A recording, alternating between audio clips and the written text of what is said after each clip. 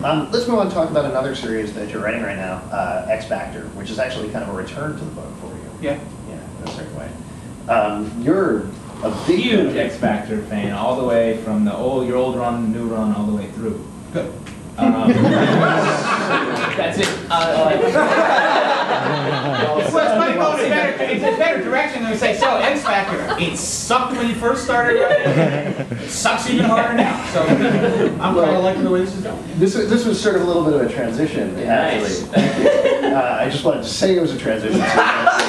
Yes, they are professionals. Kids, don't try these transitions at home. You're going to hurt yourself. We're going to walk you guys through the show, so don't worry. So you can start your own show. And have your own transitions, and then we'll work on to foreshadow. Ooh, yeah, heavy duty stuff. Yeah. I'm going to kill Justin later. It's not foreshadowing. You guys are still in the training. Foreshadowing is Justin, you know, you're not looking well. I hope nothing happens. Done by the master. Yeah, I know. I wrote Peter David will threaten me tonight. I'm in my journal today. That's amazing. True, yeah. That's bullshit. Chris, you're a comedian about town. Right. That's how we refer to it. Right. But the old sense. Yeah, but there's another reason that you're here tonight besides Yes. being a very... I am here to meet you, Mr. Peter David. When I found out you were on the show, I emailed these guys and I said, if there's any way you can introduce me to Peter David, there's something I've wanted to get off my chest to him for literally 14 years. And it's not that much chest.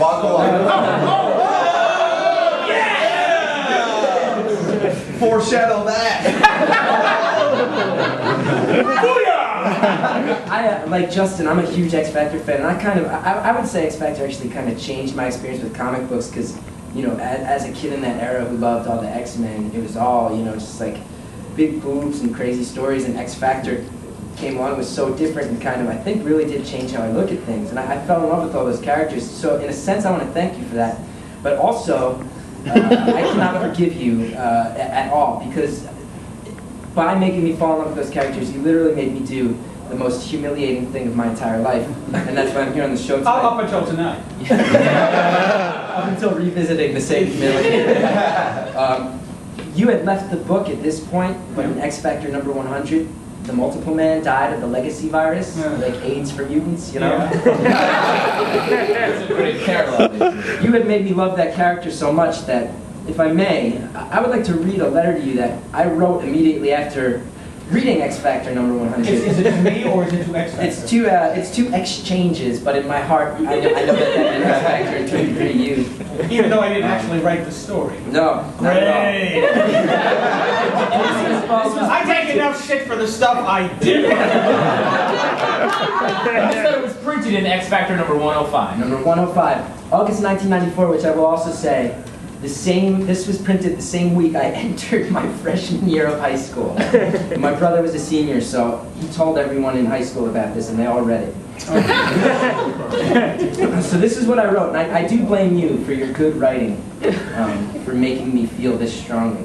Dear Exchanges, in the past 7 months there have been a whole lot of great X comics. Some of them have made me think, and yes, I'll be the first to admit it, some of them made me cry.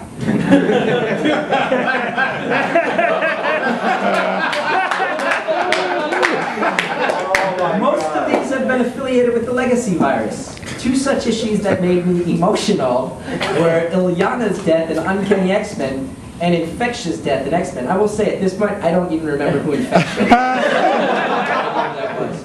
However, none have made me so sad as X Factor number 100. I have loved X Factor. Which I have not read to this day. And I wish I hadn't, to spare myself the social antagonism this led to.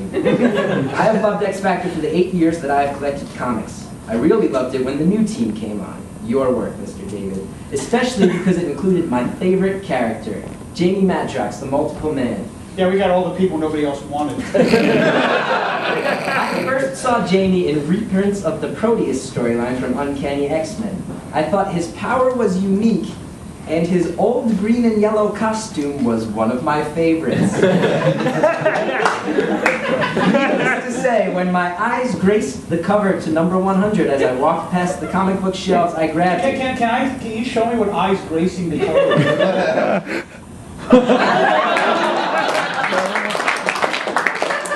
I knew that Jamie had the virus, and then you can see I put this in all capital letters. But he's dead! No! As soon as I got home, Whenever anyone goes no, I always picture gargoyles going like, yeah! very much my 14-year-old reaction, sir. As soon as I got home, I read this issue. I saw the effect on his dupes, giving them a multiple personality disorder. But I thought that was the extent of the effects of the virus on him. I thought that somehow his powers would help him come through this. But now my favorite character is dead. You may think I'm going to start campaigning to bring back Jamie, but I feel he should stay dead. Jamie showed me a lot in his short stint in the comic book limelight. This is a very sad part because it reveals a lot about the sadness of my childhood.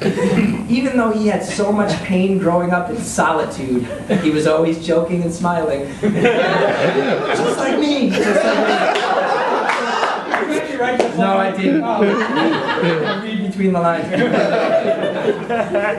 Here's a part you'll appreciate, I'm sure. I remember his mayo jar trick and all of those one-liners that kept me sane. Again, very bad childhood.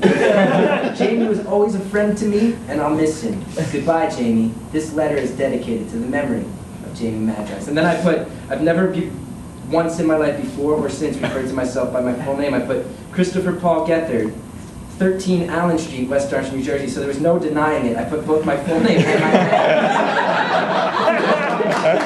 As I mentioned, my brother was a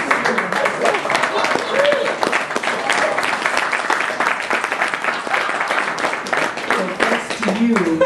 Thanks to you making me love the multiple man. I was for my entire freshman year. In a very unhealthy way. Yes. I was known my whole freshman year as the kid who cried when the multiple man. And now, having been stupid enough to bring it up, you can actually be the adult. Yes. Actually, multiple man dying was one of the reasons that I left X Factor. Fuck them, right? In the first. You have to understand, they hated multiple men. The artists hated multiple men. His old costume was one of my favorites. Their attitude was, he's a boring-looking guy, and his power is to turn into a lot of boring-looking guys. So let's kill him with the legacy virus. And I was sitting there, someone go boo, and I'm sitting there going, look, first off, I already killed him in my very first issue, you know, and of course it was a dude. I said, who do you think you're fooling? Of course, now we know.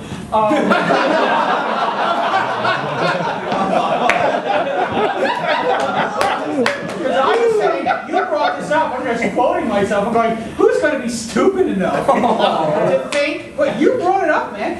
You know, who's going to be stupid enough to think that we're killing off multiple men, considering his whole shtick is that you can never kill multiple men, there's always another fucking multiple man wandering around somewhere. Can I just say, I never thought revealing my teenage torment you caused would lead to you personally tormenting.